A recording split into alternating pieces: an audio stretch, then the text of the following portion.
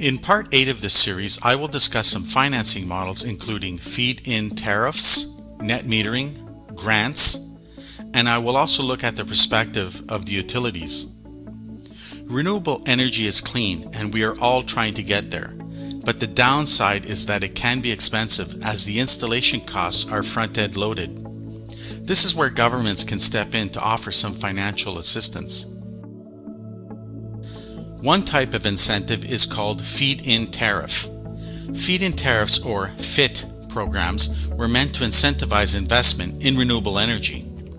FIT programs have the utility provider signing long-term contracts with renewable energy producers. Energy producers are homeowners who install renewable energy and essentially create an energy business. FIT requires a second meter used to monitor the current flowing into the grid.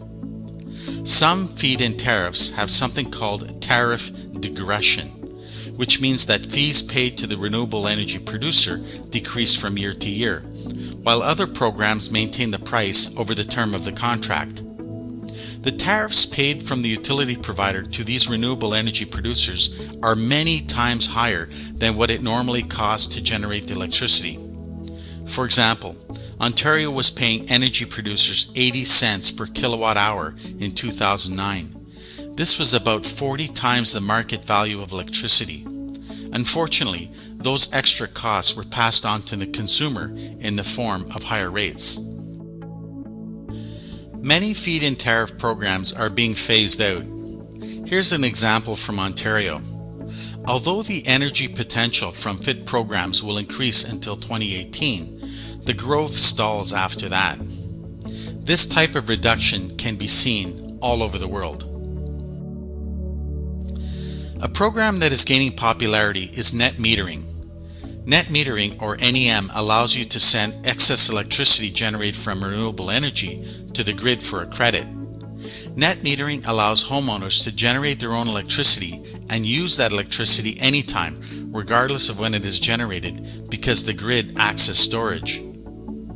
This is a benefit to solar, which often produces energy during low consumption periods.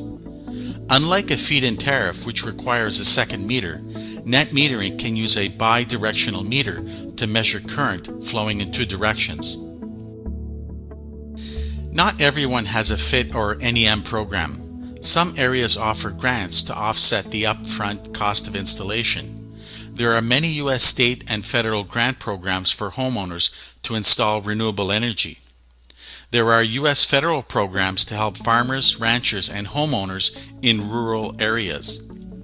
And utility providers also provide grants to homeowners in remote locations where it is not cost-effective to install power lines. Another incentive for installing a solar energy system in the USA is a 30% federal tax credit. However, be careful. It can only be applied against federal taxes, which means that if you pay little or no federal taxes, then there is little or nothing to apply the solar credit against. Some may wonder why there is such a resistance to renewable energy from the utility providers. Utility companies are a business. Paying homeowners tariffs higher than it costs them to produce energy cuts into their profits. However, they still need to provide capacity when it rains or at night. Here's an example of a typical day in California. The blue line is the daily electricity demand. The gray line is solar output during the day. The demand offset by renewables is the resulting orange line that the utility provider has to deliver. This shape has a small morning hump and a large evening hump and is called the duck curve because it resembles the outline of a duck. Let's talk about base load and peak load.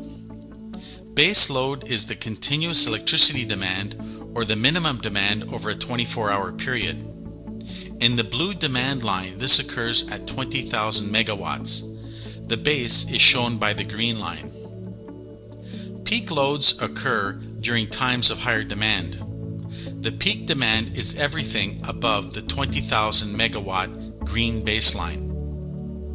Solar causes an issue because the base load that needs to be supplied by the utility is reduced to 16,000 megawatts, shown by the magenta line. The utility provider now needs to generate everything above 16,000 megawatts from a different source of energy. Why is this an issue? Baseload electricity is generated by a lower cost energy. However, baseload power plants cannot be turned up or down easily. They ramp up and down very slowly. Here's an example of a peaker plant. Energy from peaker plants can be rapidly turned up and down to accommodate instantaneous demand, but the drawback is that they are more expensive to operate. Renewable energy causes utilities to incur higher operating costs by shifting energy to expensive peaker plants. So while renewable energy offers benefits to the environment, the benefits create challenges for the utility companies. These are large-scale issues as utility providers generate gigawatts of power every day. Maintaining a stable grid is beneficial to everyone. Thanks for watching.